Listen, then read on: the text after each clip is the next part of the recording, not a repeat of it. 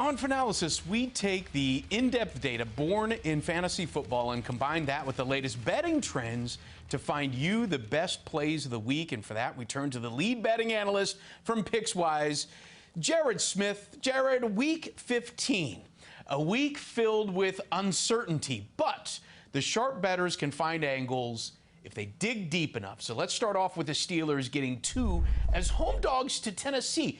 Tennessee has beaten some bad teams recently. So are the Titans maybe a little overvalued here?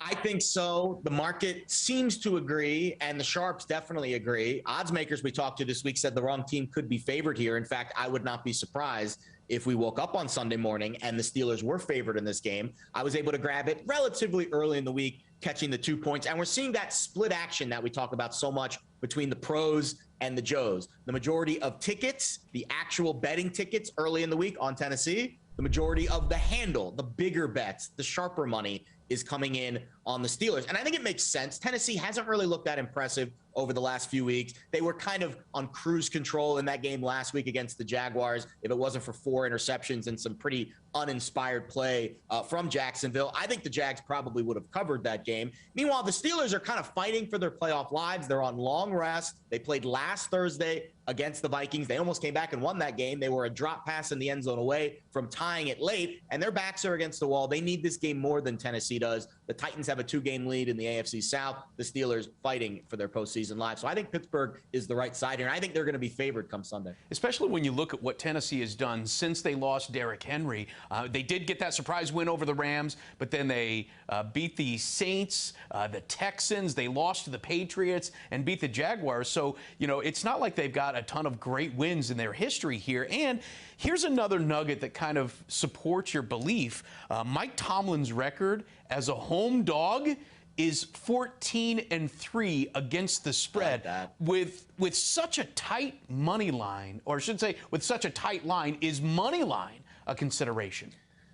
Yeah, well, if you're still catching a point with the Steelers, I'd be okay if the money line at that point would probably only be minus 105 or maybe even money. So I would consider that if you want to eliminate the juice. But the way that these games have played out this year, and considering how low this total is, in fact, this is the lowest total for any Titans game all season. Remember, early in the year, we were talking about how bad the Tennessee defense was. They kind of straightened themselves out recently, and their offensive issues lately has kind of depressed their totals. Well, this is a very low total game. The Steelers play a lot of low total games. We know how good their defense is. They should get back T.J. Watt, Joe Hayden, and also, I believe, Alex Highsmith this week, which are key players on that defense. So in a low total game, I don't have a problem taking a point. 2 points, I would certainly take the 2 and not the money line. Once this flips to a favorite, that's when I would definitely eliminate the money line, just lay the points, especially if it's under that key number of 3. Yeah, it's tough to see, but sometimes the handle actually does flip the favorites in these games.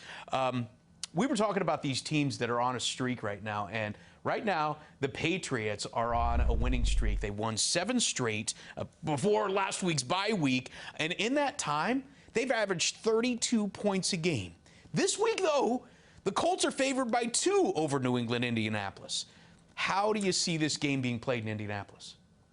Another pros versus Joes game. And again, at this stage of the year, I kind of limit the amount of single, against the spread bets I make because the lines are very sharp and it's really hard to find an edge. But I noticed early in the week, the Colts have been a team that the sharps have really favored all season. They love Frank Reich. He's a great coach. I think Bill Belichick is a great coach as well. So I would say the coaching matchup, I don't want to call it even, but the sharps do think Frank Reich is a better than advertised coach, maybe plays above what the number is every week with Indy. And when this line flipped, it was kind of a pick 'em. I saw a few spots. New England was a 1-point favorite last week. But when it reopened on Sunday, the Colts were favored. And despite that, the Patriots still continue to get a lot of action, as you would expect as an underdog. But the line still moved towards Indy. And that really got me interested in why the sharps really favored Indy in this spot, because New England's been so hot. I think it's the running game. The Pats, even in their wins, have given up some big numbers on the ground. The Titans ran for almost 7 yards a carry. Even the Browns, without Chubb and Hunt, ran for almost 5 yards a carry against his Patriots defense. And we all know how good Jonathan Taylor is. So I think that's the tempo that I see this game playing out. Jonathan Taylor on the ground. Indy 7-0 when he goes for 100 yards, 0-6 when he doesn't, which can be a misleading stat sometimes. But I think with the Colts, it's Taylor and it's the sharp movement, and that's why I favor Indy. Okay, so give us a little perspective on this trend. Over the past 7 weeks, the Patriots defense is allowing 10 points per game and getting an average of 2 turnovers. Is their defense, you mentioned what they were doing against the run, trying to stop Jonathan Taylor. Is the Patriots defense the key to this game?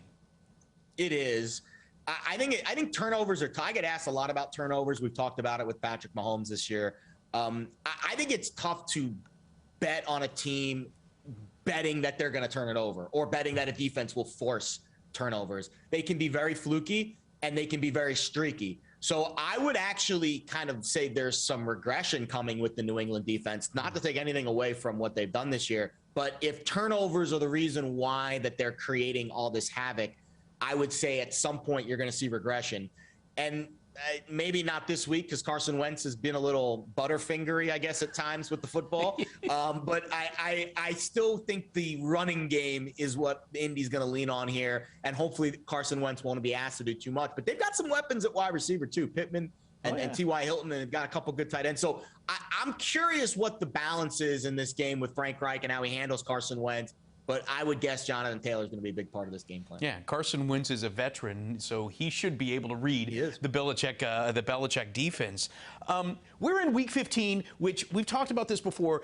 We should be able to identify trends, and we've got a pretty good handle on which way teams are going. And then all of a sudden, this spate of COVID-positive tests have just taken over the NFL. 94 positive tests in the first 3 days of the week. I mean, teams are getting hit with this very hard. The Rams have 16 guys on COVID protocol. Washington has 21 guys. 11 of them were key players. So when you look at this, does keeping an eye on the COVID list give sharp bettors an opportunity to try to find new lines?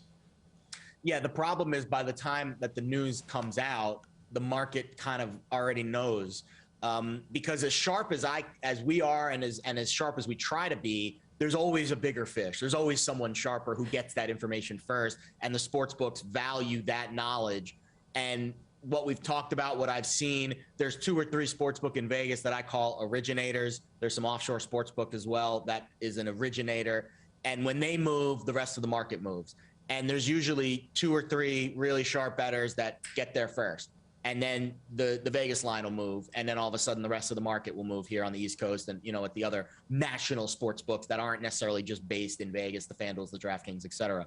So that's kind of how the market works, which makes COVID a little interesting because it's very unpredictable and it tends to come in bunches. So when you start to see a line move, we saw it a little bit this week with Washington and Philly. We saw it with Cleveland and Vegas too. When the line starts to move, the market knows something before the news is released. And that's when you have a choice. You can either try to catch a falling knife and try to, fade that or tail that steam, or you could wait, let the line settle, and then go on the other side, which is what I've seen in the past where most of the value is. We've seen it with a lot of these quarterback moves. Jordan Love for Aaron Rodgers, Packers covered that week. Cooper Rush for Dak Prescott, Cowboys, they won outright that week. Geno Smith for Russell Wilson. Geno covered that week in Pittsburgh. So sometimes the line moves too much, and that's where a really sharp bettor can wait and go contrarian on the other side. So it's a trick. It's all about what your risk tolerance is and where you feel comfortable. That really is interesting. Okay, well then let's peel that onion back one layer more and talk about the player props because when you see Christian McCaffrey goes down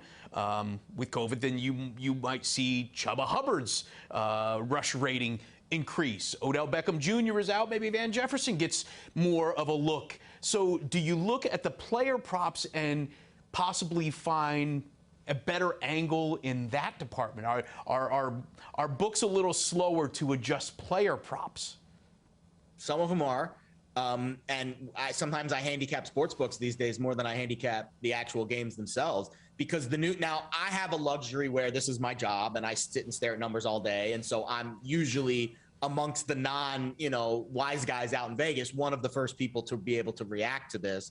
And it's fascinating to see how the markets move. It's just like the stock market, Steve.